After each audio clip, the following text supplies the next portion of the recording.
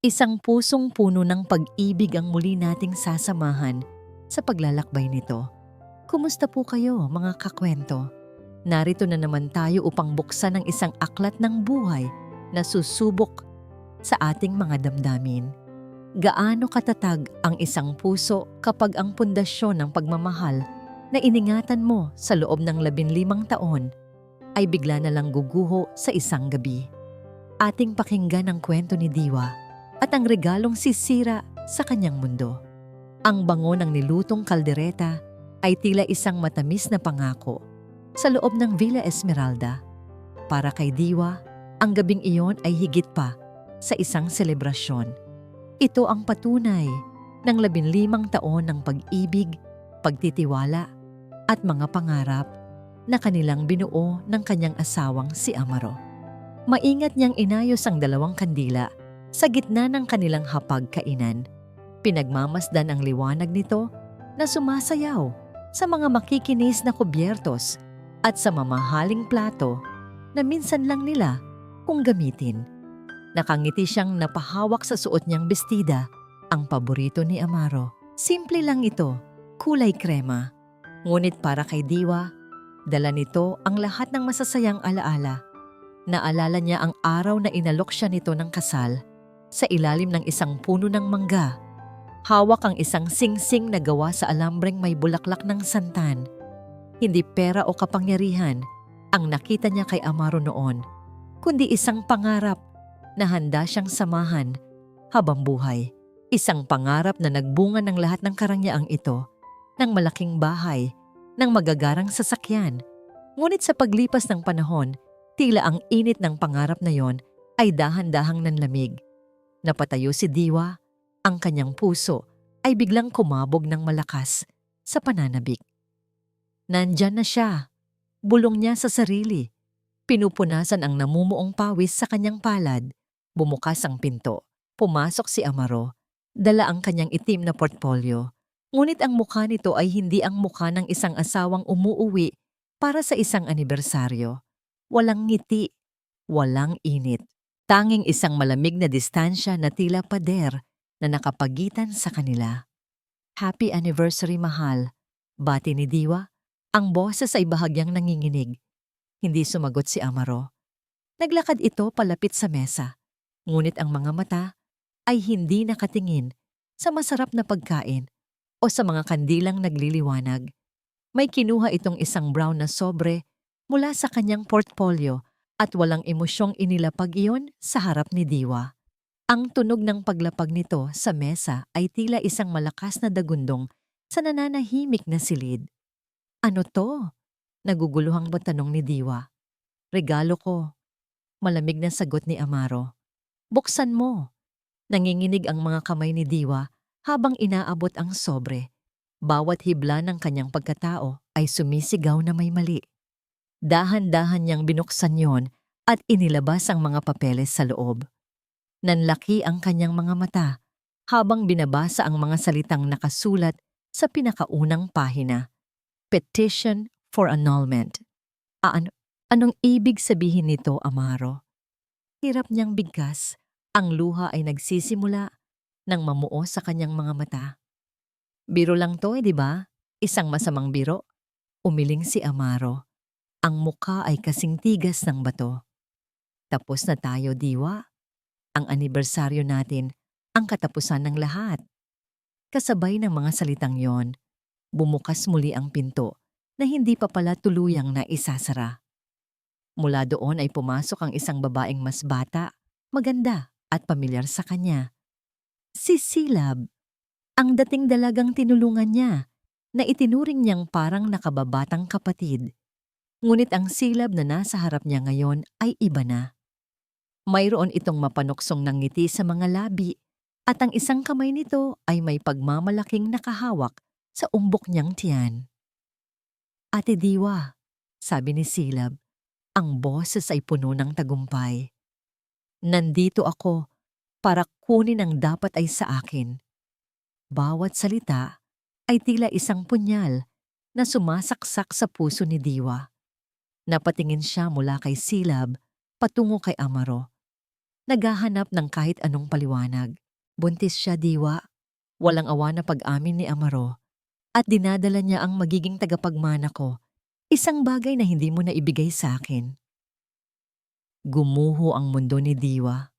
Ang bango ng kaldereta ay napalitan ng mapait na amoy ng kataksilan. Ang liwanag ng mga kandila ay tila nagdilim. Hinang-hina siyang napakapit sa mesa. Ang kanyang mga tuhod ay tuluyan ng bumigay. Napaluhod siya sa sahig. Ang mga papel ng annulment ay nagkalat sa kanyang paanan. Ang huling narinig niya, bago lamunin ng dilim ang kanyang pandinig, ay ang mahinang halakhak ni Silab. Nang magkamalay siya, nakatingin sa kanya mula sa itaas si Amaro. Ang mga mata ay walang bahid ng anumang awa. Hindi siya nito tinulungang tumayo. Sa halip, itinuro nito ang isang madilim na bahagi sa labas ng kanilang bintana. Ang luma at halos gumuho ng bodega sa dulo ng kanilang hardin. Mula ngayon, utos ni Amaro, ang boses ay pinal at walang awa. Doon ang kwarto mo. Walang salitang namutawi sa bibig ni Diwa habang kinakaladkad niya ang isang maliit na kahon ng kanyang mga damit palabas ng mansyon. Bawat hakbang palayo sa pintuan ng bahay na minsan niyang tinawag na tahanan ay tila 1 milya ang layo. Ang bawat gamit na kanyang bitbit, ilang pirasong damit, mga lumang litrato, at ang natitirang dignidad na pilit niyang pinanghahawakan ay bumibigat sa bawat segundo. Ang bodega, ang amoy pa lang nito ay amoy ng kalawang, alikabok, at mga bagay na matagal nang kinalimutan. Pagbukas niya ng pinto, isang makapal na agiwang sumalubong sa kanyang mukha. Sa liwanag na nagmumula sa buwan, nakita niya ang mga anino ng mga sirang upuan, mga lumang aparador, at mga kahong hindi na nabuksan sa loob ng maraming taon. Ito na ang kanyang magiging mundo. Napaupo siya sa isang sulok sa malamig at maruming semento. Doon, sa gitna ng katahimikan at dilim, hinayaan niyang bumuhos ang mga luhang kanina pa niya pinipigilan. Umiyak siya hindi lang dahil sa sakit ng kataksilan, kundi dahil sa kahihiyan. Mula sa pagiging ginang ng Villa Esmeralda, isa na lang siyang basahan na itinapon sa sulok. Biglang may kumatok ng marahan sa pinto. Agad niyang pinunasan ang kanyang mga luha. "Sino yan?" mahina niyang tanong. "Ma'am Diwa, ako po ito, si Sina." Bulong ng boses sa labas. Si Alonsina, ang kanilang kasambahay na matagal nang naninilbihan sa kanila. Dahan-dahang binuksan ni Diwa ang pinto. Nakatayo roon si Alonsina, may bitbit na isang kumot at isang tray ng pagkain. Ang kalderetang inihanda niya kanina. Nangingilid ang luha sa mga mata ng matandang kasambahay. "Ma'am, pasensya na po kayo," humihikbing sabi ni Alonsina. "Dinalhan ko po kayo ng pagkain at kumot. Hindi po tama ito, Anta. Hindi po tama ang ginagawa nila sa inyo." Ang simpleng kabaitan na yon ay muling nagpaiyak kay Diwa. Niyakap niya ng mahigpit ang matanda. "Salamat, Sina. Maraming salamat." "Huwag po kayong mag-alala, ma'am. Hindi ko po kayo iiwan," bulong ni Alonsina. At sa mga salitang iyon, nakaramdam si Diwa ng kahit katiting na pag-asa sa gitna ng kanyang madilim na gabi. Kinabukasan, nagising si Diwa sa sinag ng araw na tumatama sa kanyang mukha mula sa isang maliit na butas sa bubong ng bodega. Masakit ang kanyang likod at nanlalamig ang buong katawan. Ngunit higit pa sa pisikal na sakit, ang bigat sa kanyang dibdib ang halos hindi niya makayanan. Pilit siyang tumayo at naglakad pabalik sa mansyon. Ang utos ni Amaro ay malinaw. Siya pa rin ang mag-aasikaso ng mga gawaing bahay. Pagpasok niya sa kusina, nandoon si Silab, nakaupo sa hapagkainan na para bang siya ang reyna ng bahay. Nakasuot ito ng isang mamahaling seda na roba habang hinihimas-himas ang tiyan nito. "Good morning, Ate Diwa," sabi ni Silab, may mapang-asar na ngiti. "Ipagtimpla mo nga ako ng kape. At pakibilisan, Medyo nahihilo ang baby namin. Nagtikim ang bagang ni Diwa, ngunit nilunok niya ang kanyang galit at kahihiyan. Kumuha siya ng tasa at nagtimpla ng kape. Maingat niyang inilapag iyon sa harap ni Silab. Ngunit bago pa man niya maialis ang kanyang kamay, sinadya ni Silab na itabig ang tasa. Natapon ang mainit na kape sa sahig at ang ilan ay tumalsik pa sa kamay ni Diwa. Aray! Daing ni Diwa. Naku, ang clumsy mo naman, maarteng sabi ni Silab. Kahit kitang-kita sa mga mata nito ang kasiyahan. Linisin mo yan. Ngayon din. Nakatayo lang sa may pintuan ng kusina si Amaro. Pinapanood ang lahat. Walang salita. Walang reaksyon. Tila isa lang siyang estranghero na nanonood ng isang palabas. Ang pananahimik nito ay mas masakit pa kaysa sa sinasabi ni Silab. Walang nagawa si Diwa kundi kumuha ng basahan at lumuhod sa sahig para punasan ang natapong kape habang ang dalawa ay nakatingin sa kanya mula sa itaas. Matapos ang insidente, sinubukan ni Diwa na kausapin si Amaro. Nakita niya itong mag-isa sa may hardin. Amaro, mag-usap tayo. Pakiusap niya. Kahit anong pagkukulang ko, sabihin mo sa akin. Aayusin ko. Huwag mo namang gawin sa akin to. Humarap si Amaro. Ang mga mata ay kasing lamig ng yelo. Walang dapat ayusin, Diwa. Ang kailangan ko lang sa'yo ay pirmahan mo ang mga papel. Kung gusto mo ng tahimik na buhay, pumirma ka at manahimik ka na lang dyan. Pero bakit? Halos pabulong niyang tanong. Dahil yun ang gusto ko? Sigaw ni Amaro. At sa unang pagkakataon, nakita ni Diwa ang isang bagay sa mga mata nito bukod sa galit, takot. Ngunit mabilis din iyong nawala. Pumirma ka na lang. Tumalikod ito at naglakad paalis. Iniwan siyang muling nag-iisa. Nang gabing iyon, habang nakahiga siya sa malamig na sahig ng bodega, hindi mapakali si Diwa.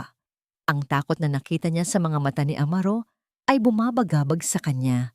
Mayroon pa bang mas malalim na dahilan sa likod ng lahat ng ito? Napatayo siya at lumapit sa may siwang ng pader. Narinig niya ang boses ni Amaro mula sa terasa. May kausap ito sa telepono. Ang boses nito ay hindi na kalmado. Ito ay galit at puno ng pag-aalala. Hindi pa rin. Ayaw niyang pumirma. Sigaw ni Amaro sa kausap.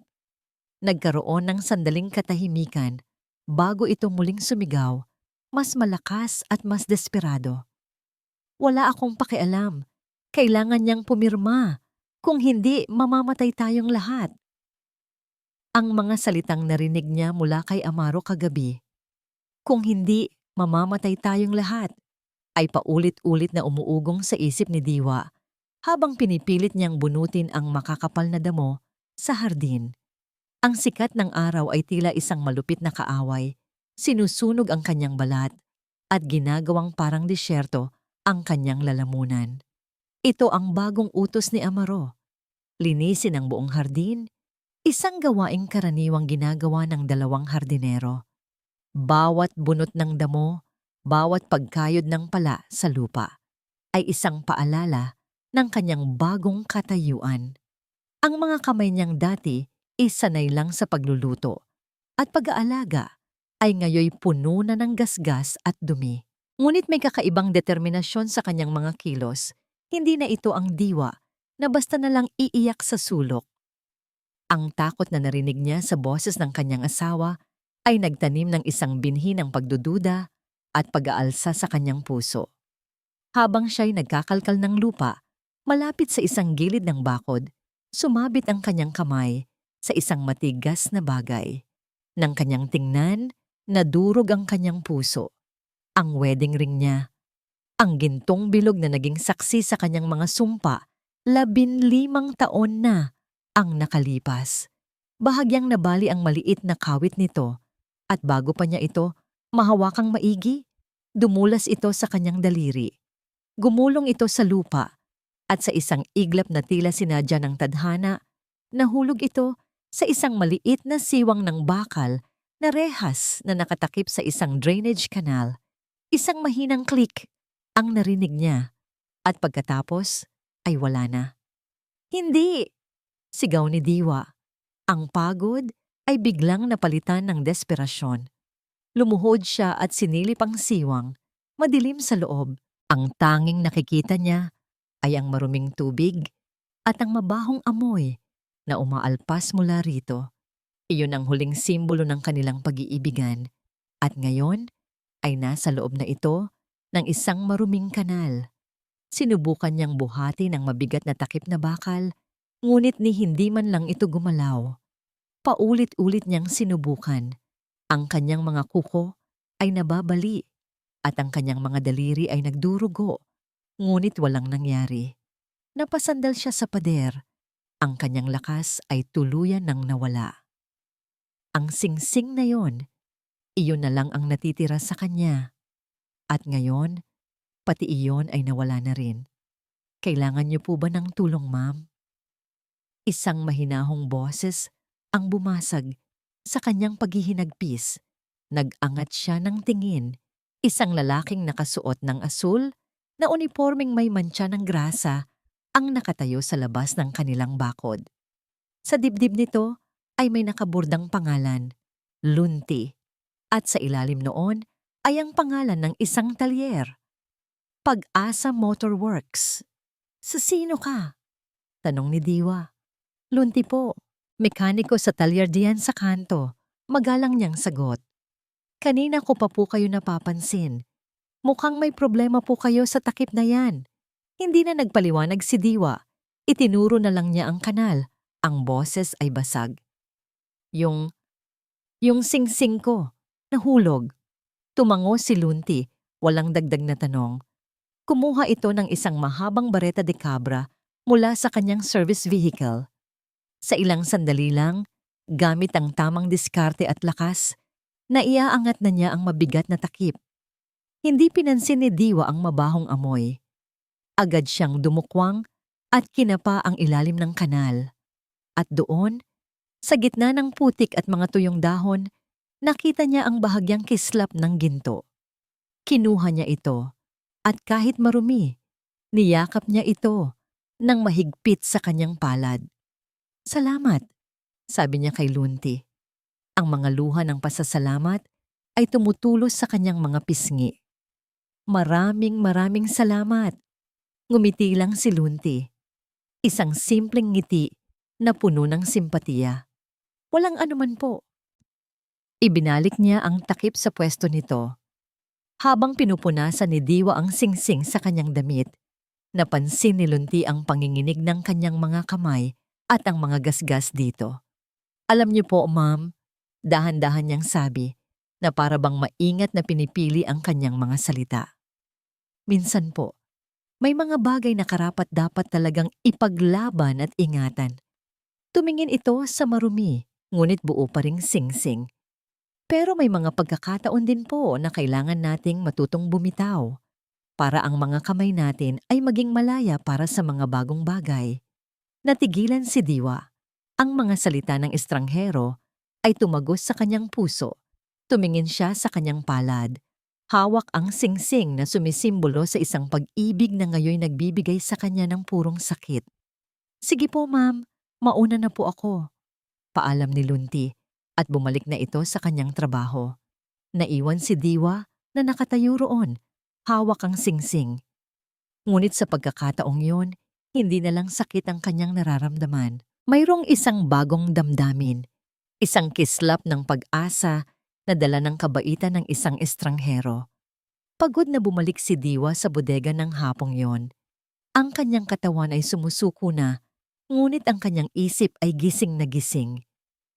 Umupo siya sa sahig at sa kanyang paggalaw ay nasagi niya ang isang mataas na tumpok ng mga lumang kahon. Isang kahon ang nahulog at bumagsak sa sahig at kumalat ang laman nito. Isang makapal na salansan ng mga luma at maalikabok na dokumento. Mga papel na hindi pamilyar sa kanya. Kinabahan siya, ngunit may nag-udyok sa kanyang tingnan ang mga yon. Kinuha niya ang isang folder. Ang nakasulat sa labas, Del Fuego Holdings, Expansion Projects 2018. Nang buksan niya ito, Nakita niya ang mga papeles, kontrata, at mga bank statement na hindi niya pa kailanman nakita sa buong buhay niya. Mga dokumento ng negosyo ni Amaro na maingat na itinago sa madilim na sulok ng bodega. Sa ilalim ng liwanag ng isang mahinang bumbilya na nakasabit sa kisame ng bodega, ang gabi para kay Diwa ay naging isang gabi ng pagbubulatlat. Ang bawat papel na kanyang binubuklat ay tila isang pahina sa isang lihim na aklat tungkol sa buhay ng lalaking akala niya ay kilalang kilala niya. Hindi siya isang negosyante. Wala siyang alam sa mga komplikadong termino ng pananalapi. Ngunit may mga bagay na kahit sinong may sentido komun ay mapapansin. Mga pangalan ng korporasyon na hindi pamilyar sa kanya. Mga utang sa bangko na may napakalalaking halaga. Sapat na para bumili ng 10 mansyon na tulad ng tinitirhan nila. Mga proyektong bigo na nakatala bilang total loss kahit na ang pagkakakilala niya ay matagumpay ang mga ito. Ang kanyang dibdib ay lalong naninikip. Ang mga salitang sinigaw ni Amaro kagabi ay bumalik sa kanya. Mas malinaw, mas nakakatakot. Kung hindi, mamamatay tayong lahat. Hindi na ito simpleng pagtataksil. Meron pang iba. Isang bagay na madilim at mapanganib. Alam niyang hindi niya maaring pagkatiwalaan si Amaro. Kailangan niya ng tulong mula sa isang taong nasa labas ng mundong ito. Naisip niya si Attorney Romero, ang matandang abogado ng kanyang pamilya, isang taong kinalakihan na niyang iginagalang. Naghintay siya hanggang hating gabi nang sigurado siyang tulog na ang lahat sa mansyon. Dala ang kanyang lumang telepono, maingat siyang lumabas ng bodega. Hindi siya naglakas loob na pumasok sa loob ng bahay. Sa halip, nagtago siya sa likod ng isang malaking paso sa hardin, kung saan natatatakpan siya ng dilim. Nanginginig ang kanyang mga daliri habang tinitipan niya ang numero ni Attorney Romero. "Hello?" Sagot ng inaantok na boses. "Attorney Romero? Si Diwa po ito. Diwa Cruz, Del Fuego." Bulong ni Diwa. Ang boses ay halos hindi marinig. "Diwa, Ija, anong nangyari? Bakit ka napatawag ng ganitong oras?" Agad na nagbago ang tono ng abogado, naging alisto at puno ng pag-aalala. "Attorney, kailangan ko po ng tulong ninyo," sabi ni Diwa, pinipigilan ang paghikbi. "Pinapipirma po ako ni Amaro ng annulment papers at may nakita po akong mga dokumento ng negosyo niya. Hindi ko po maintindihan, pero pakiramdam ko po may mali." "Huminahon ka, Ija," sabi ni Attorney Romero. "Maari mo bang pikturan at ipadala sa akin ang mga importanteng pahina ng annulment papers at ilan sa mga dokumentong sinasabi mo? Huwag kang gagawa ng kahit ano hangga't hindi ko nasusuri ang mga yan." Sinunod ni Diwa ang utos. Bumalik siya sa bodega, kinuhanan ng litrato ang mga pinakakahina-hinalang dokumento at ang mga pahinang may maliliit na letra sa kontrata ng annulment. Ipinadala niya ang lahat sa abogado. Ang sumunod na oras ay ang pinakamahabang oras sa buhay ni Diwa. Bawat anino ay tila si Amaro. Bawat tunog ng hangin ay tila mga yabag na papalapit. Biglang nag-vibrate ang kanyang telepono. Pangalan ni Attorney Romero ang nasa screen. Agad niya itong sinagot. "Diwa, nakikinig ka ba?" Ang boses ng abogado ay hindi na kalmado. Ito ay mababa, seryoso at puno ng panganib. Opo, attorney. Ang mga papeles na yan. Hindi iyan isang simpleng annulment. Isa yang bitag," mariing sabi ni Attorney Romero. "May mga provision dyan na nakatago sa legal jargon. Isang unconditional conveyance of liabilities. Sa simpleng salita, Ija, sa oras na pirmahan mo yan, lahat ng utang at lahat ng posibleng kasong kriminal ng kumpanya ni Amaro ay malilipat sa pangalan mo." Napahawak si Diwa sa kanyang bibig. Ang hangin ay tila naubos sa bodega. Yung mga dokumentong ipinadala mo, nagpapakita iyon ng malawakang technical smuggling at pandaraya sa buwis. Patuloy ng abogado, ang boses ay lalong bumibigat. "Diwa, Hindi ka lang niya hinihiwalayan. Sinasadya ka niyang ibaon sa kumunoy. Kapag pumutok ang lahat ng ito, ikaw ang haharap sa kaso. Ikaw ang makukulong. Siya ay magiging malinis at malaya. Ang katotohanan ay tila isang malaking sampal na gumising sa kanya. Ang lahat ng pagtitiis, ang lahat ng kahihiyan, hindi lang yun dahil kay Silab. Iyon ay bahagi ng isang napakalaki at napakademonyong plano. Hindi lang siya gusto ni Amarong iwan. Gusto siyang sirain ni Amaro. Wasakin hanggang sa wala nang matira. Ang telepono ay dumulas mula sa kanyang nanginginig na kamay. Napaupo siya sa sahig, napapaligiran ng mga papel na magiging hatol sa kanyang kamatayan. Ang kanyang pag-iyak ay tahimik, ngunit ang sakit ay sumisira sa bawat himaymay ng kanyang pagkatao. Sa gitna ng kanyang pagdadalamhati, dahan-dahang bumukas ang pinto ng bodega. Isang anino ang tumayo sa may pintuan, tinatakpan ng liwanag na nagmumula sa labas. Dahan-dahang nag-angat ng tingin si Diwa. Ang kanyang mga matang puno ng luha ay sinalubong ng malamig na titig ni Amaro. Nakatayo lang ito roon, pinapanood siya. Nakikita nito ang mga dokumentong nakakalat sa sahig.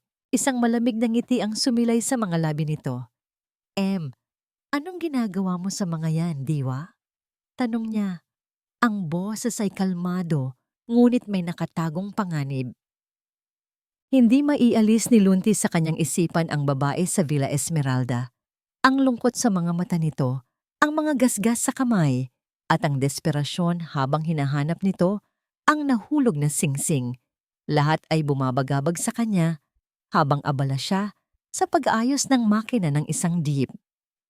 May kung anong mali sa larawan na yon. Isang babaeng nakatira sa isang mansyon, pero ang itsura ay parang isang bilanggo. Hoy Lunti, lalim ng iniisip mo? Baka pati tornilyo mahulog dyan sa makina. Biro ni Mang Berto, ang isa pang mekaniko sa Pag-asa Motor Works. Tipid lang nang ngumiti si Lunti. Wala. Tay Berto, may naalala lang. Mula sa kinatatayuan niya sa talyer, tanaw niya ang mataas na bakod ng mansyon. Isang magarang kotseng itim ang bumusina at bumukas ang gate. Nakita niyang lumabas si Amaro del Fuego, ang may-ari ng bahay, kasama ang isang buntis na babae. Masaya silang nagtatawanan, ngunit sa likuran nila, sa may hardin, nakita niyang muli si Diwa, nag-iisa, patuloy sa pagbubunot ng damo sa ilalim ng matinding sikat ng araw. Kumuyom ang kamao ni Lunti. Hindi niya ugaling manghimasok sa buhay ng iba, ngunit ang nakikita niya ay hindi na tama. May naramdaman siyang galit at awa, isang kombinasyong nag-udyok sa kanyang kumilos. Kinagabihan, habang isinasara na niya ang talyer, natanaw niyang muli si Diwa. Nakatayo ito sa labas ng gate, tila may hinihintay. Ilang sandali pa, dumating ang sasakyan ni Amaro. Ngunit imbes na papasukin, nanatili itong nakatayo sa labas. Kinakausap ang asawa. Hindi marinig ni Lunti ang pinag-uusapan nila. Ngunit kitang-kita niya ang tensyon. Biglang hinawakan ni Amaro ng mahigpit ang braso ni Diwa. Pilit na pumigla si Diwa at sa pagkakataong yon, hindi na nakatiis si Lunti. Naglakad siya papalapit, dala-dala ang isang malaking wrench na para bang bahagi lang ng kanyang karaniwang gawain. Magandang gabi po, Mr. Del Fuego. Bati ni Lunti. Ang boses ay kalmado ngunit may diin. Pasensya na po sa abala. Naalala ko lang po, hindi pa po pala namin na ibabalik yung special tool na naiwan sa kotse niyo noong huling nagpa-check up kayo. Nagulat si Amaro at agad na binitiwan ang braso ni Diwa. Naguguluhan itong tumingin kay Lunti. Anong tool? Isang klase po ng torque wrench. Baka po kasi kailanganin niyo. Patuloy ni Lunti. Ang mga mata ay nakatingin ng diretso kay Amaro. Ang simpleng pag-abala na yon ay sapat na para masira ang tensyon. Inis na bumuntong hininga si Amaro. Wala akong alam sa sinasabi mo. Pumasok ka na, Diwa. Sigaw niya sa asawa bago mabilis na pumasok sa loob ng gate na ipinagsara ng malakas. Naiwan si Diwa sa labas nanginginig. Napatingin siya kay Lunti Ang mga mata ay puno ng pasasalamat at pagtataka. Salamat ulit, mahina niyang sabi. Walang anuman po, ma'am, sagot ni Lunti. Kung, kung kailangan niyo po ng tulong o kausap. Yung talyer ko po, bukas lang palagi. Hindi na muling nagsalita si Diwa. Tumango lang ito at pumasok sa bodega. Ngunit ang alok ni Lunti ay nanatili sa kanyang isipan. Kinabukasan, sa sobrang desperasyon at takot, matapos ang paghaharap nila ni Amaro sa bodega, nagpasya si Diwa. Kailangan niya ng isang kakampi. Naglakas loob siyang pumunta sa Pag-asa Motorworks. Naabutan niya si Lunti na nag-aayos ng gulong. Lunti, tawag niya. Agad na tumayo si Lunti, pinunasan ang maduming kamay sa isang basahan. Ma'am Diwa, anong maipaglilingkod ko? Kailangan ko ng tulong mo. Diretsong sabi ni Diwa. Ang boses ay desperado na. Hindi niya ikinuwento ang lahat, ngunit sapat lang para maintindihan ni Lunti ang panganib. Sinabi niya ang tungkol sa mga dokumentong nakita niya at ang pagbabanta ni Amaro. Hindi nagdalawang isip si Lunti. May kaibigan po ako na dating investigador. Pwede po siyang tumulong na tingnan ang background ng mga kumpanyang yan. Pero kailangan po nating maging maingat. Sa mga sumunod na araw, naging anino ni Diwa si Lunti. Ginamit niya ang kanyang mga koneksyon para mag-imbestiga. Sa gabi, kapag tulog na ang lahat, nagkikita sila sa likod ng bakod ng mansyon.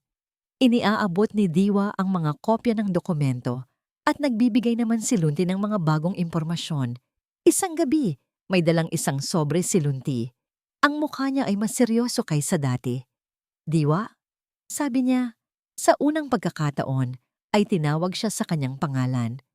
May nalaman ng kaibigan ko. Maliban sa mga utang sa bangko, si Amaro ay may malaking pagkakautang sa isang kilalang loan shark, isang delikadong tao. Binuksan niya ang sobre at ipinakita kay Diwa ang isang litrato. Isang litratong kuha mula sa malayo. Nakaupo si Amaro sa isang mamahaling restaurant, ngunit ang kausap nito ay isang lalaking may peklat sa muka at napapaligiran ng mga alalay.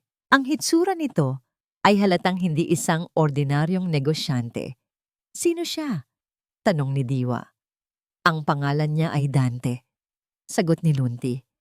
At ayon sa impormasyon, siya ang nagpapautang kay Amaro. At kung hindi makabayad si Amaro, malaki ang gulo. Naintindihan na ni Diwa. Ang lahat ay nag-uugnay-ugnay. Ang pagmamadali ni Amaro. Ang takot sa boses nito, ang desperadong plano na ipasa sa kanya ang lahat ng kasalanan, ngunit bago pa man niya tuluyang maproseso ang lahat, may isa pang litrato na inilabas si Lunti. May isa pa, Diwa. Ipinakita niya ang isa pang litrato, si Dante ulit. Ngunit sa pagkakataong ito, ibang tao ang kasama niya. Si Silab. Ang litrato ni Silab kasama ang lalaking nagngangalang Dante ay tila isang multo na hindi maalis sa isipan ni Diwa. Hindi na lang ito tungkol sa isang asawang nagtaksil at isang kiridang sakim. Isa na itong masalimuot na sabwatan at si Silab ay nasa pinakasentro nito. Dahil sa bagong impormasyong ito, mas naging mapagmatsyag si Diwa. Bawat kilos ni Silab, bawat salita nito ay kanyang pinakikiramdaman at sinusuri. At habang tumatagal, parami ng parami ang mga butas sa kwento ng pagbubuntis nito. Isang umaga, habang naghahain siya ng almusal, inutusan siya ni Silab na ikuha ito ng gatas. Gusto ng baby namin ng maraming calcium, sabi nito habang hinihimas ang tiyan. Ngunit ng bandang tanghali, habang nagwawalis si Diwa sa hardin, natanaw niya si Silab sa bintana ng kwarto nito. May hawak na kopita ng alak, palihim na umiinom. Napansin din niyang hindi ito umiinom ng mga prenatal vitamins na ibinili ni Amaro. Palagi nitong sinasabi, pinapasuka lang ako niyan. At sa tuwing may schedule ito ng check-up sa doktor, palagi itong may dahilan para hindi isama si Amaro. Maselan ang pagbubuntis ko, ayokong ma-stress, katwiran nito.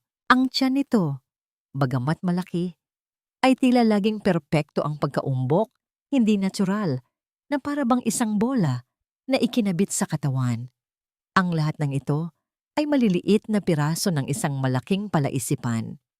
At alam ni Diwa na kailangan niyang mahanap ang pinakaimportanteng piraso para mabuo ang katotohanan. Ilang araw ang lumipas, kinausap ni Diwa ang tanging taong mapagkakatiwalaan niya sa loob ng mansyon. Sina? Bulong niya kay Alonsina habang nag-aabot ito sa kanya ng isang basong tubig sa bodega. Kailangan ko ng tulong mo. Pakiramdam ko, hindi totoong buntis si Silab. Nanlaki ang mga mata ni Alonsina, ngunit agad ding napalitan ng pag-unawa. Matagal ko na rin pong napapansin yan, ma'am. Sagot nito. Ano pong kailangan niyong gawin ko? Kailangan kong makapasok sa kwarto nila. Kailangan kong maghanap ng ebidensya, sabi ni Diwa. Nagliwanag ang mukha ni Alonsina, tila may naisip na plano. Kinabukasan, habang nanananghalian sina Amaro at Silab, abala sa paghahain si Alonsina. Habang inilalapag nito ang isang malaking mangkok ng mainit na sinigang sa harap ni Silab, sinadya nitong matapilok. Ay, ang damit ko, tili ni Silab. Ang mamahalin nitong damit ay nabuhusan ng mainit na sabaw. Nako, patawarin niyo po ako, Ma'am Silab. Hindi ko po sinasadya. Umiiyak na, sabi ni Alonsina na nagpatira pa sa sahig. Napatayo si Amaro. Ano ka ba naman, Sina? Tumingin ka nga sa dinadaanan mo. Galit niyang sigaw. Halika na, mahal. Tulungan kitang maglinis. Habang abala ang lahat sa komosyon, iyon na ang hudyat na hinihintay ni Diwa. Mabilis at tahimik siyang umakyat sa ikalawang palapag at pumasok sa master's bedroom, ang dati niyang kwarto. Ang amoy ng mamahaling pabango ni Silab ang sumalubong sa kanya. Mabilis niyang ginala ang kanyang mga mata. Saan niya itatago ang isang bagay na ganoon kalaki? Sinilip niya ang ilalim ng kama. Sa ilalim ng malawak na kama na dati sa kanila ni Amaro, may isang malaki at patag na kahon. Nanginginig ang mga kamay na hinila niya ito palabas. Pagbukas niya, bumungad sa kanya ang isang bagay na gawa sa silikon, kulay balat, at hugis tiyan ng isang buntis. Napahawak siya sa kanyang bibig para pigilan ng isang malakas na singhap. Ito na, ang hindi maikakailang ebidensya. Ang pekeng pag-asa na ginamit ni Silab para sirain ang kanyang buhay. Bigla siyang nakarinig ng mga yabag na papalapit. Si Amaro at Silab, wala na siyang oras para ibalik ang kahon. Sa sobrang taranta, pumasok siya sa malaking walk-in closet at isinara ng marahan ng pinto. Nag-iwan lang ng kaunting siwang para makasilip. Pumasok si Silab sa kwarto, nagrereklamo pa rin tungkol sa damit niya. Sumunod si Amaro. Sinusuyo ito. Hayaan mo na, mahal. Papalitan natin yan ng 10, sabi ni Amaro. Magpahinga ka na lang muna. Lumabas si Amaro ng kwarto. Naiwan si Silab na mag-isa. Narinig ni Diwa ang pag-click ng lock ng pinto. Ilang sandali pa, narinig niyang may tinatawagan ito sa telepono. Hello? Sabi ni Silab, ngunit ang boses nito ay hindi na ang maarte at matamis na boses na ginagamit niya kay Amaro. Ito ay matigas, malamig, at puno ng awtoridad. Nagkaroon ng sandaling katahimikan. Oo, ako to, patuloy ni Silab. Huwag kang mag-alala, nasa palad ko pa rin si Amaro. Naniniwala siya sa lahat. Ang tanong, handa na ba ang lahat dyan? Muli itong nakinig sa kausap. Mula sa siwang kitang-kita ni Diwa ang nangisi sa mga labi ni Silab, isang ngising demonyo.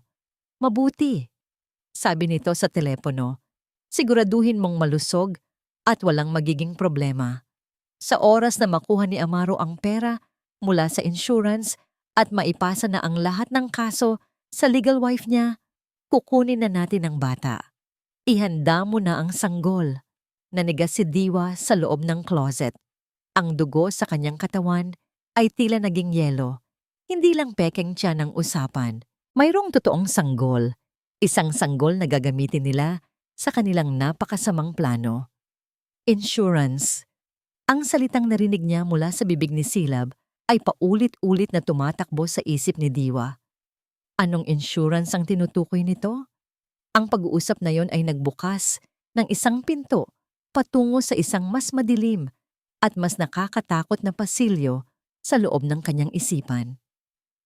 Ang plano nila ay hindi lang nagtatapos sa pagpapakulong sa kanya. Mayroon pang kasunod. Kinabukasan, sa kanilang lihim na pagkikita sa likod ng bakod, ikinuwento ni Diwa kay Lunti ang lahat ng kanyang narinig at nakita. Ang pekeng tiyan, ang usapan sa telepono, ang isang sanggol, at ang salitang insurance. Napakunot ang noo ni Lunti, ang kanyang mukha ay nabalot ng matinding pag-aalala. Insurance! Ulit niya, na para bang nilalasap ang bawat letra. Diwa, mayroon ka bang kahit anong insurance policy na si Amaro ang beneficiary? Nag-isip si Diwa. Meron, matagal na naming kinuha yon. Isang life insurance policy. Noong mga panahong maayos pa kami. Standard lang naman yon para sa mga mag-asawa, di ba? Hindi umimik si Lunti, ngunit ang pag-aalala sa kanyang mga mata ay lalong lumalim. Pwede kong ipacheck sa kaibigan ko, sabi niya. Kailangan nating malaman ang detalye ng pulisang yan. At Diwa, dagdag niya, ang boses ay seryoso. Mula ngayon, kailangan mong mag-ingat. Doblehin mo ang pag-iingat mo. Huwag kang kakain o iinom ng kahit anong hindi mo nakitang inihanda. Huwag kang pupunta sa mga lugar na delikado. Ang babala ni Lunti ay hindi niya isinawalang bahala. Ngunit sa loob ng teritoryo ni Amaro, paano siya makakaiwas sa panganib? Ilang araw ang lumipas. Isang hapon, inutusan siya ni Amaro na linisin ang matataas na bintana sa ikalawang palapag ng mansyon. Masyadong maalikabok. Gamitin mo yung mataas na hagdanan sa bodega. Utos nito, walang emosyon. Kinuha ni Diwa ang luma, ngunit matibay na hagdanang gawa sa kahoy. Itinayo niya ito at maingat na umakyat. Habang nagpupunas siya ng bintana, naramdaman niyang biglang umuga ang hagdanan. Sa una ay inakala niyang guni-guni lang, ngunit sa kanyang paggalaw, lalo itong umuga ng mas malakas. Napatingin siya sa ibaba. Nakita niya ang isa sa mga paa ng hagdanan. Mayroon itong malinis na hiwa na para bang sinadyang lagariin ng bahagya para bumigay kapag may bigat na. Bago pa man siya makasigaw, narinig niya ang isang malakas na paglagutok. Sa isang iglap, bumigay ang paa ng hagdanan. Nawalan siya ng balanse at nahulog. Mabuti na lang at sa damuhan siya bumagsak at hindi sa sementadong daanan. Ngunit ang sakit ng pagkabagsak ay nanuot sa kanyang buong katawan. Nanginginig siyang tumayo, hawak ang kanyang braso na may malaking galos. Mula sa bintana, nakita niya si Amaro. Nakatingin ito sa kanya. Ngunit walang pag-aalala sa mga mata nito. Walang takot. Tanging isang malamig na pagkadismaya na para bang may isang planong hindi nagtagumpay. Ang insidenteng iyon ang nagpatunay sa lahat ng kanyang kinatatakutan. Hindi na ito isang hinala. Sigurado na siya. Nang gabing iyon, tumawag si Lunti. Ang boses niya sa kabilang linya ay galit at nag-aalala. Diwa, tama ang hinala natin, sabi ni Lunti. In-update ni Amaro ang life insurance policy mo, 3 buwan na ang nakalipas. Itinaas niya ang coverage sa 50 milyong piso at ang nag-iisang beneficiary ay siya, 50 milyong piso. Iyon pala ang halaga ng kanyang buhay. Ang takot na naramdaman ni Diwa ay hindi na isang simpleng kaba. Ito ay isang primal na takot para sa kanyang buhay. Naintindihan na niya ang lahat. Ang plano ay simple. Una, papipirmahin siya sa annulment para mailipat ang lahat ng utang at kaso. Pangalawa, kapag legal na siyang may sala sa mata ng batas, maaaksidente siya. Ang pagkamatay niya ay magmumukhang isang simpleng aksidente o marahil ay isang suicide dahil sa bigat ng mga kaso. Walang maghihinala. Si Amaro ay makakatanggap ng 50 milyon pambayad utang kay Dante at para sa bago niyang buhay kasama si Silab. Isang perpektong krimen. Kinabukasan, isang bagong panganib ang sumalubong sa kanya. Pagpasok niya sa bodega, naamoy niya ang isang kakaibang singaw, ang amoy ng gas. Mabilis siyang lumabas at sinundan ang pinanggagalingan ng amoy. Nakita niya ang tangke ng LPG na nakakonekta sa isang maliit na lutuan sa loob ng bodega. Ang hose nito ay maluwag at dahan-dahang tumatagas ang gas. Isang pislit lang sa switch ng ilaw, isang kislap at sasabog ang buong lugar. Napaatras siya, ang puso ay dumadagundong sa kanyang dibdib. Nakita niya ulit ang imahe ni Amaro sa kanyang isipan, ang malamig na mga mata nito, ang walang awang mukha. Hindi na siya maaaring maghintay na lang na mamatay. Hindi na siya maaaring maging biktima. Nang gabing iyon, tinawagan niya si Lunti. Ang kanyang boses ay hindi na nanginginig sa takot. Ito ay matatag, malamig, puno ng isang bagong determinasyon. "Lunti," sabi niya, "tapos na ang pagtatago. Oras na para lumaban. Anong plano mo, Diwa?" "Hindi na ako tatakbo. Gagamitin ko ang kanilang kasakiman laban sa kanila," sabi ni Diwa. "Kailangan kong tulungan mo akong maghanda ng isang palabas." Ang takot na dating gumagapos kay Diwa ay napalitan na ng isang malamig na tapang. Ang bawat araw ay hindi na isang paghihintay sa kamatayan, kundi isang pagkakataon para mag-ipon ng bala para sa isang digmaang siya na mismo ang magsisimula. Sa tulong ni Lunti, nagsimula silang maglatag ng sarili nilang bitag. Ang unang hakbang ay alamin ang buong katotohanan sa likod ng relasyon ni Silab at Dante. "Kailangan nating malaman kung gaano sila kalapit," sabi ni Diwa kay Lunti sa isa sa kanilang mga lihim na pag-uusap. "Kung magkasabot sila laban kay Amaro, iyon ang pinakamalaki nating alas. Hindi ito naging madali. Si Dante ay isang taong maingat at laging napapaligiran ng mga tauhan. Ngunit si Silab, sa kanyang sobrang tiwala sa sarili, ay nag-iwan ng mga bakas. Isang hapon, nagpaalam si Silab kay Amaro na pupunta siya sa isang prenatal spa. Ngunit hindi naniwala si Lunti. Gamit ang kanyang motorsiklo, maingat niya itong sinundan mula sa malayo. Ang mamahaling kotse ni Silab ay hindi pumunta sa isang spa. Sa halip, pumarada ito sa isang hindi gaanong kilalang hotel sa kabilang bayan. Mula sa kabilang kalsada, nagmatyag si Lunti. Makalipas ang ilang minuto, isang itim na van ang dumating. Bumaba mula rito si Dante, ang lalaking may peklat sa mukha. Pumasok ito sa loob ng hotel. Kinuhanan ni Lunti ng litrato ang lahat. Ang pagpasok ni Dante, ang kotse ni Silab, ang pangalan ng hotel. Ngunit alam niyang kailangan niya ng mas matibay na ebidensya. Samantala, sa loob ng Villa Esmeralda, si Diwa naman ay naglalaro ng sarili niyang parte. Nagsimula siyang magpakita ng mga senyales ng pagbibigay loob. "Amaro," sabi niya isang gabi. Ang boses ay pagod at tila sumusuko na. "Pinag-isipan ko na. Siguro tama ka. Siguro dapat na akong pumirma." Nakita niya ang kislap ng tagumpay sa mga mata ng asawa. "Mabuti kung ganoon. Iyan ang pinakamatalinong desisyon na magagawa mo," mayabang na sagot ni Amaro. "Pero natatakot ako," dagdag ni Diwa. Sinisiguradong maririnig din ni Silab na nasa malapit. "Ang mga utang, ang mga kaso, paano kung ako ang habulin nila?" "Huwag kang mag-alala," mabilis na sabi ni Amaro. "Ako ang bahala. Sisiguraduhin kong hindi ka magkakaproblema pagkatapos mong pumirma. Aalagaan kita." Isang kasinungalingan. Ngunit ang kanyang pag-arte ay naging epektibo.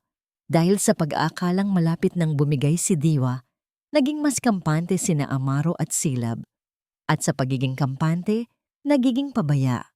Doon na nakakuha ng pagkakataon si Lunti. Sa tulong ng kanyang kaibigang investigador, Nalaman nilang regular na nagkikita si Silab at Dante sa hotel na yon. Ang susunod na plano ay mas delikado. Kailangan nilang marinig ang pinag-uusapan ng dalawa. Nagpanggap ang kaibigan ni Lunti bilang isang room service attendant. Sa tulong ng isang maliit na listening device na inilagay sa ilalim ng isang platong may takip, na ipasok niya ito sa kwarto kung saan nagkikita ang dalawa. Sa labas, sa loob ng kanyang service van, nanginginig na nakikinig sina Lunti at Diwa. Malapit na Dante, konting-konti na lang. Boses ni Silab ang narinig nila, matigas at walang anumang lambing. Pumapayag na yung bruha na pumirma. Kapag napirmahan na niya, isusunod na ni Amaro ang aksidente. Siguraduhin mo lang, Silab, sagot ng magaspang na boses ni Dante. Ayoko ng palpak.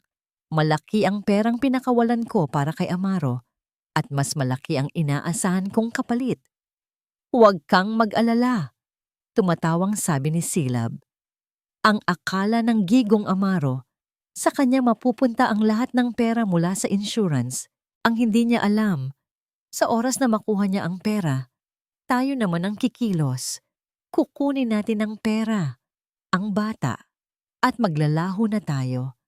Hahayaan natin siyang mabulok kasama ng mga kaso niya. Napahawak si Diwa sa kanyang dibdib. Ang hangin ay tila ninakaw mula sa kanyang mga baga. Ang katotohanan ay mas masahol pa sa kanyang inaakala. Hindi lang pala siya ang biktima. Si Amaro, sa lahat ng kanyang talino at kasamaan, ay isa lang ding piyesa sa mas malaking laro ni Silab, isang double cross. Nakuha mo ba yun lahat? Nanginginig na tanong ni Diwa kay Lunti. Tumango si Lunti. Ang kanyang mukha ay seryoso. Ipinakita niya ang recorder. Lahat. Bawat salita. Habang pauwi sila, binalikan ni Diwa ang lahat ng piraso ng palaisipan, ang utang ni Amaro kay Dante, ang pekeng pagbubuntis ni Silab, ang life insurance, at ngayon, ang plano ni Silab na takasan si Amaro kasama si Dante, dala ang pera at ang isang sanggol na hindi sa kanila. Lahat ay malinaw na. Tumingin siya sa kalendaryo sa kanyang telepono. Papalapit na ang Pasko at alam niya, ang Noche Buena sa Villa Esmeralda ay palaging isang malaking pagtitipon para sa mga kasosyo sa negosyo ni Amaro. Iyon ang gabi kung saan ipinapakita ni Amaro ang kanyang yaman at tagumpay. Isang malamig na ngiti ang sumilay sa labi ni Diwa. Lunti, sabi niya, ang boses ay puno ng determinasyon. Alam ko na kung saan at kailan natin ipapalabas ang lahat ng ito. Tumingin siya sa mga mata ni Lunti. Ang Noche Buena party ni Amaro, iyon ang magiging entablado natin.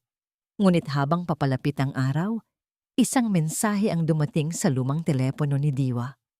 Mula sa isang numerong hindi rehistrado. Ang laman nito ay isang pangungusap lang, ngunit sapat na yon para manindig ang kanyang mga balahibo. Alam ko ang lahat. Mag-ingat ka. Ang Noche Buena, ang magiging huling gabi mo. Ang Villa Esmeralda ay nagliliwanag sa libu-libong maliliit na ilaw. Ang hangin ay puno ng halimuyak ng mamahaling pagkain at pabango ng mga mayayamang bisita. Ito ang taunang Noche Buena party ni Amaro del Fuego, isang pagpapakita ng kanyang kapangyarihan at tagumpay.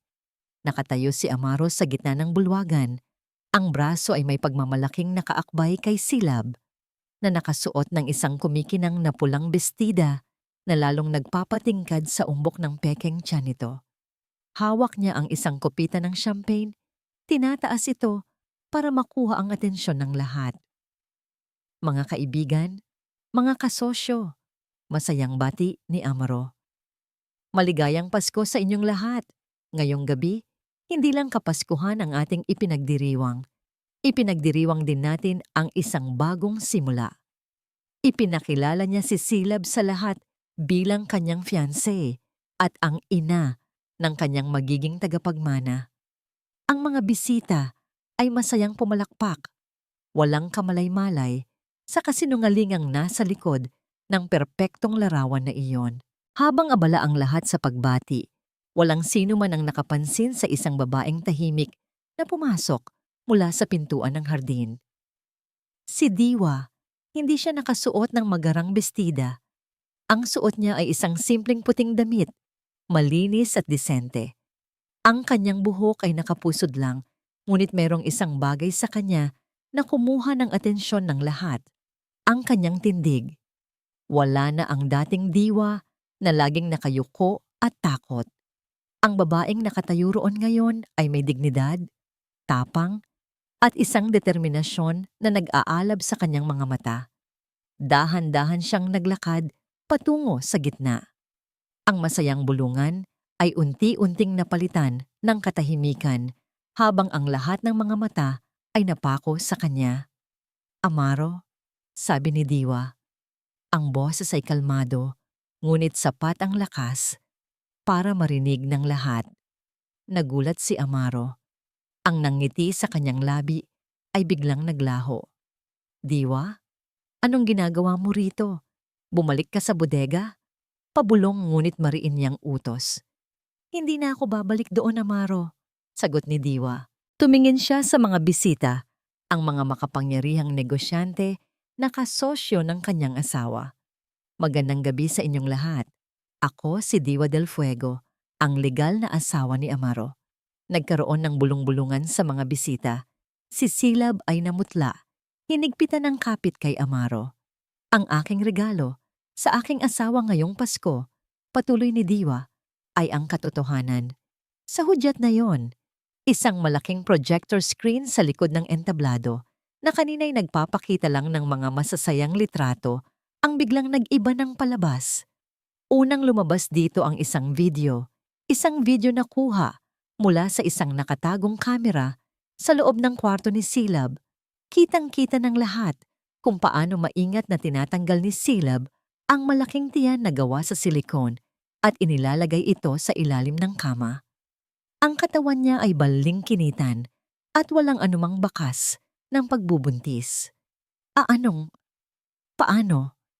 Nauutal na, sabi ni Silab, nanginginig sa takot. Ngunit hindi pa doon natapos. Sumunod na lumabas sa screen ang mga kopya ng mga dokumento ng pandaraya sa buwis na may malinaw na pirma ni Amaro. Pagkatapos, ang detalye ng life insurance policy ni Diwa na nagkakahalaga ng 50 milyong piso. Hindi lang ako niloko ng aking asawa, sabi ni Diwa. Ang boses ay nagsimula nang manginig sa pigil na emosyon. Plinano niyang ipasa sa akin ang lahat ng kanyang mga kasalanan sa batas. At kapag ako'y nakulong na, plinano niyang ipapatay ako para makuha ang 50 milyong piso. Ang bulungan ay naging isang malakas na pag-uusap. Ang mga kasosyo ni Amaro ay nagsimulang magtinginan. Ang pagdududa at galit ay mababakas sa kanilang mga mukha. Mga kasinungalingan, gawa-gawa niya lang ang lahat ng yan. Sigaw ni Amaro, sinusubukang bawiin ang kontrol. Talaga ba, Amaro? Tanong ni Diwa. At sa huling pagkakataon, isang audio recording ang umalingaw-ngaw sa buong bulwagan. Ang akala ng Jigong Amaro, sa kanya mapupunta ang lahat ng pera. Kukunin natin ang pera, ang bata, at maglalaho na tayo. Ang boses ni Silab, malamig at tuso, ay umalingaw-ngaw. Sa pagkakataong yon, ang mukha ni Amaro ay hindi na maipinta. Ang pagkagulat, galit, at realisasyon ng pagtataksil ay sabay-sabay na sumabog sa kanyang mukha. Tumingin siya kay Silab na parabang isang demonyo. "Traidor ka!" Sigaw niya akmang sasaktan ito. "Huwag kang lalapit." Ganting sigaw ni Silab. "Kasalanan mo ang lahat ng ito. Kung hindi ka lang sana naging ganid." Ang perpektong selebrasyon ay naging isang magulong sirko. Ang mga bisita ay nagsimulang mag-alisan, ang ilan ay galit na galit habang ang iba ay takot. Ang mga kasosyo ni Amaro ay sumisigaw ng pandaraya. Sa gitna ng kaguluhan, bumukas ang pangunahing pinto. Pumasok ang mga pulis sa pangunguna ng kaibigan ni Lunti. Amaro del Fuego, Silab Montes, arestado kayo para sa mga kasong attempted murder, estafa, at falsification of public documents, deklara ng hepe ng pulisya. Habang pinupusasan ang kanilang mga kamay, nagpatuloy sa pag-aaway at pagtuturuan ng dalawa, ang kanilang imperyo ng kasinungalingan ay tuluyan ng gumuho. Bago sila tuluyang isakay sa sasakyan ng pulis, napatingin si Amaro kay Diwa. Ang mga mata ay puno ng sukdulang pagkamuhi. Magsisisi ka rito, Diwa. Banta niya. Tinitigan siya ni Diwa, ngunit wala nang takot sa kanyang mga mata. Tanging awa at isang mapait na paglaya. Nagsisi na ako sa loob ng 15 taon, Amaro. Mahinahon niyang sagot. Ngayong gabi, tapos na. Naiwan si Diwa sa gitna ng nagulong bulwagan. Ang mga ilaw ng Pasko ay kumikinang pa rin. Ngunit para sa kanya, ang tunay na liwanag ay nagsisimula pa lamang sumikat. Sa labas ng gate, nakita niya si Lunti. Tahimik na naghihintay. Isang paalala na sa bawat pagtatapos, laging may bagong simula. 6 na buwan ang lumipas. Ang iskandalong sumabog sa Villa Esmeralda noong gabi ng Pasko ay naging laman ng mga balita sa loob ng ilang linggo. Ang paglilitis ay naging mabilis. Sa bigat ng mga ebidensyang inilatag ni Diwa, ang mga dokumento, ang audio recording, at ang testimonya ng mga taong naloko ni Amaro, nahatulan ng habambuhay na pagkakakulong sina Amaro del Fuego at Silab Montes para sa komplikadong krimen ng attempted murder at syndicated estafa. Si Dante at ang kanyang mga kasamahan ay nahuli rin sa isang hiwalay na operasyon. Ang imperyo ng kasinungalingan ay tuluyan ng bumagsak. Ang Villa Esmeralda, kasama ang lahat ng karangyaan nito, ay isinubasta para ipambayad sa mga utang at sa mga taong nabiktima ni Amaro. Walang natira kay Diwa mula sa yaman na yon, maliban sa isang maliit na bahagi ng kanilang legal na ari-arian na naipundar bago pa man magsimula ang mga ilegal na gawain ni Amaro. Hindi iyon malaki, ngunit sapat na. Sapat na para sa isang bagong simula. Malayo sa magulong mundo ng lungsod, sa maliit at payapang bayan ng San Hiraya, isang bagong araw ang sumisikat. Dito, sa tabi ng dagat, itinayo ni Diwa ang kanyang pangarap.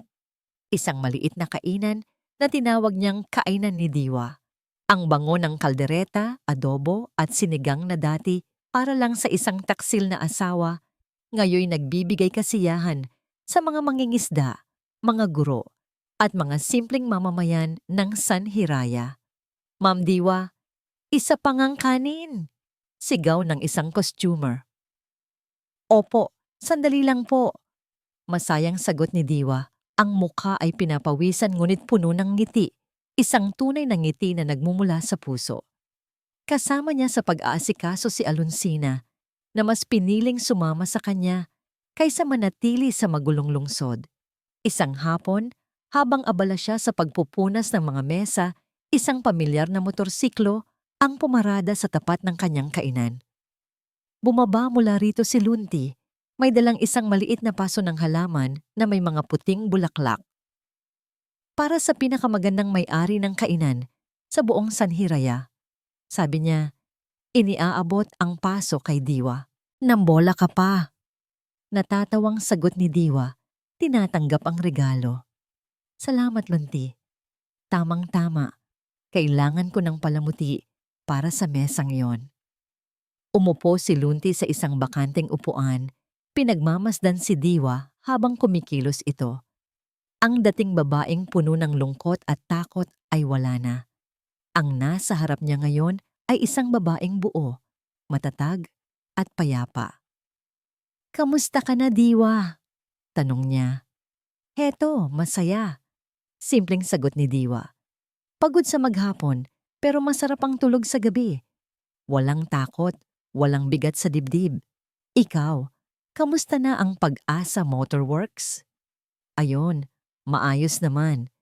Maraming pinapaayos na makina, sagot ni Lunti. Pero mas gusto ko yatang magpaayos ng puso. Napatingin si Diwa sa kanya, bahagyang namula ang mga pisngi. Hindi sila nag-usap tungkol sa kung anuman ang namamagitan sa kanila. Ang lahat ay dumating ng natural.